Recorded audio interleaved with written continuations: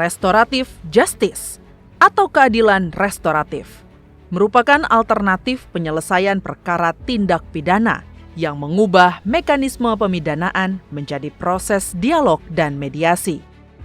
Penyelesaian dengan restoratif justice di Indonesia diatur dalam Peraturan Kejaksaan atau Perja tentang penghentian penuntutan berdasarkan keadilan restoratif, Peraturan Polri tentang penanganan tindak pidana berdasarkan keadilan restoratif, dan dalam KUHP. Dalam perjalanannya, keadilan restoratif mulai menjadi alternatif penegakan hukum dalam perkara penyalahgunaan narkotika. Dalam pedoman Jaksa Agung, penerapan keadilan restoratif hanya diterapkan pada pengguna narkotika dengan persyaratan ketat. Anggota Komisi 3 DPR RI menyambut baik kebijakan Jaksa Agung yang menerapkan keadilan restoratif dalam penyelesaian perkara pidana termasuk bagi pengguna narkoba. Salah satu penyebab kelebihan kapasitas lapas adalah banyaknya napi dari kasus penyalahgunaan narkotika atau sekitar 60% penghuni lapas.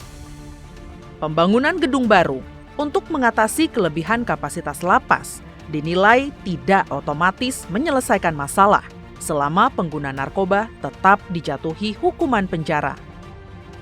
Dengan adanya keadilan restoratif, perkara tindak pidana tidak harus berujung dengan pemidanaan, termasuk kasus narkoba.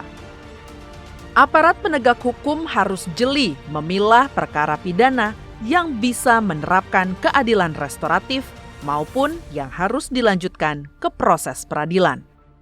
Komisi 3 DPR RI berharap keadilan restoratif bisa menjadi solusi untuk mengurai masalah kebijakan hukum pidana yang selama ini belum optimal. Pembiayaan terhadap LP-LP ini begitu besar, terutama yang menyangkut masalah bahan makanannya. Begitu besar biayanya. Lalu kedua, kita tahu bahwa 70-80% over capacity-nya sangat tinggi. Dan lebih sedih lagi, dari over capacity tersebut, ternyata pada umumnya adalah pengguna narkotik. Kasihan lah, mereka anak-anak kecil yang belum tahu, anak-anak yang belum ngerti. Nah, jadi lakukan restoratif justice dan tidak usah ragu-ragu karena restoratif justice itu udah ada payungnya. Dan selain itu juga kita berharap ada manfaat yang juga didapatkan oleh masyarakat terhadap proses restoratif justice yang dilakukan, yakni masyarakat tetap mendapatkan pelajaran bahwa setiap perbuatan melawan hukum itu tentu harus ada proses hukumnya, tapi tidak melulu kemudian harus berujung pada pidana. Oleh karena itu kita berharap restoratif justice yang dilakukan tetap juga melibatkan masyarakat. Anggota Komisi 3 DPR RI mengingatkan meski bisa menjadi alternatif solusi dalam penyelesaian perkara pidana, tidak menutup kemungkinan atau potensi terjadinya praktik jual beli di lapangan. Untuk itu, penerapan keadilan restoratif harus diatur secara tegas. Jangan sampai ada penyalahgunaan wewenang yang berdampak pada penyalahgunaan keadilan restoratif. Justru membuka kesempatan kepada masyarakat ekonomi tinggi untuk membeli hukum dan keadilan.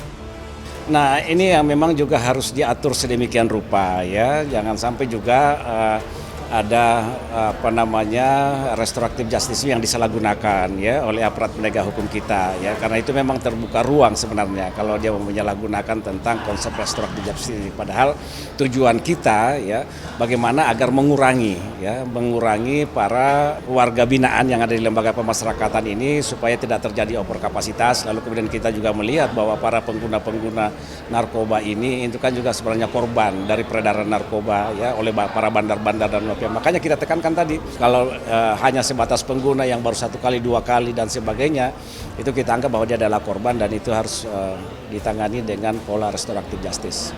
Pengaturan dan pengawasan ketat didukung pemahaman yang sama di kalangan penegak hukum akan mencegah keadilan restoratif bergeser menjadi keadilan transaksional.